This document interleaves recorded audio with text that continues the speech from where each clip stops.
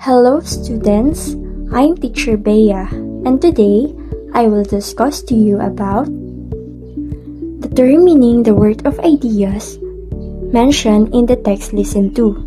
So, let's begin. So we know that speakers can create thousands of ideas, but not all of these are worth to remember. That's why we are filtering the information that we heard. And in order to get the ideas, we need to listen. Listening is to understand the meanings of the context, hearing the sound with full attention. This is the most important thing in determining the worthy ideas. Listening or hearing. Listening is different from hearing because listening have a sense of focus while hearing is just unintentionally receiving the sounds. Hearing is through ears but listening is through the mind. Let's try if you know how to comprehend the sounds. Are you ready? So let's play this song.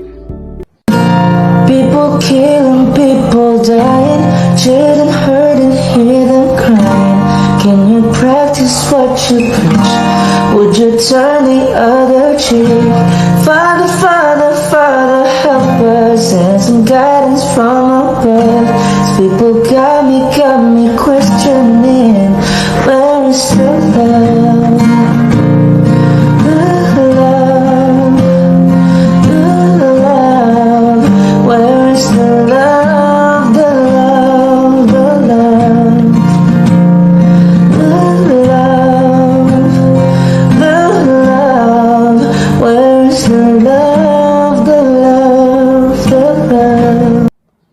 Did you listen to the song I played?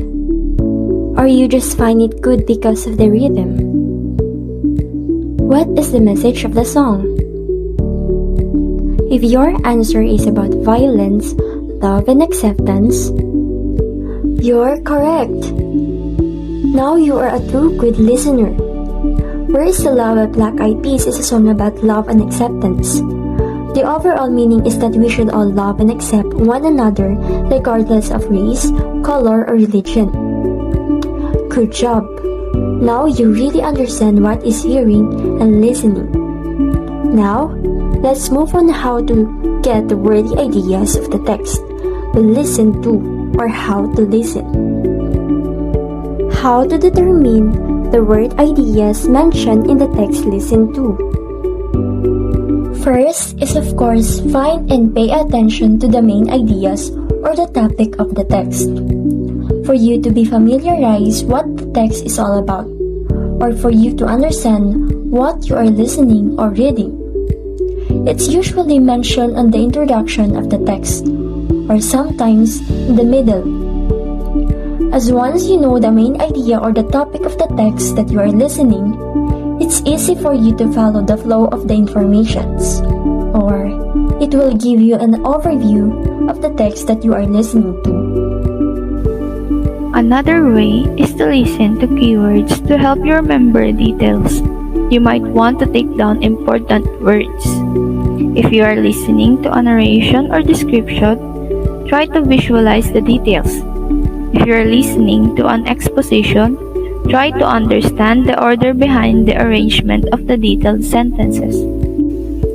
One way to remember the important details in a text you are listening to is to pay attention to the discourse markers. Discourse markers are words or phrases whose function is to organize discourse or speech into segments. Here are some of discourse markers emphasizing important ideas.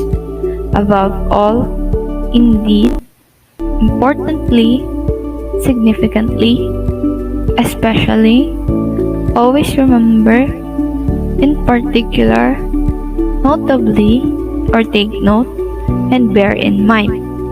If you hear these discourse markers, you have to take note the statement. Be guided by the following question every time you look for the worthy ideas of the text you listen to. 1. What is the topic of the text you are listening to? Number 2. What is the important idea presented in the text? 3. How is the idea being presented? Is it explicitly or clearly stated, or implied or hidden? Let's now talk about determining the worth of idea. So, to determine the value of an idea, we should look at how rare it is and how worth keeping it is. Let's now talk about determining the worth of idea. So, to determine the value of an idea, we should look at how rare it is and how worth keeping it is. Always remember that speakers can create hundreds of ideas, but not all these ideas are worth to remember. Most of them give introductory statements that are not so important to their main topic. They are just flowery words that give life to their speech. Always remember that speakers can. And now that we're done with the discussion, let us try to recall the lesson by answering the following questions. Make sure to have your pen and papers with you before you start answering. Just fill in the blank the most accurate and correct answers. And now that we're done with the discussion, let us try to recall the lesson by answering the following question. Let us now proceed to number 1. Blank is an accidental and automatic brain response to sound that requires no effort. Is it A. Listening, B. Hearing, or C. Speaking?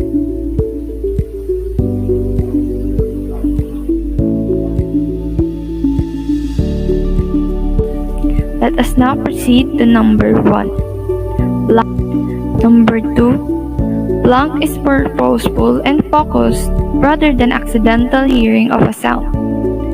A. Listening, B. Hearing, C. Speaking.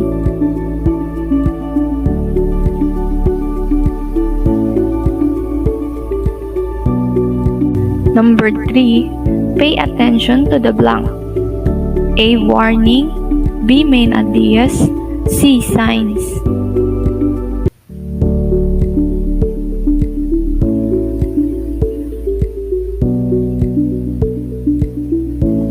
Number 4. Listen for blank. A. Questions, B. Answers, C. Keywords.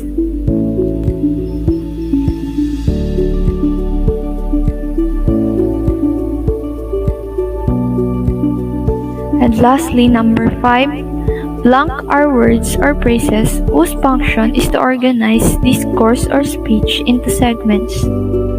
Is it A. Discourse markers, B. Discourse analysis, C. Discourse example?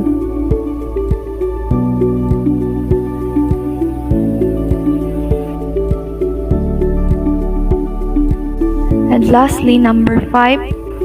Let us now check your works. Here are the key to the answers.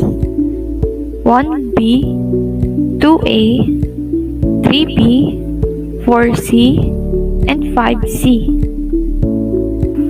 Let us now check your works. Here are the key to the answers. 1B, 2A, 3B, 4C, and 5C. Congratulations to those who aced the activity, and of course, to all of you. You have just completed this lesson. I'm Teacher Jai. Thank you for listening.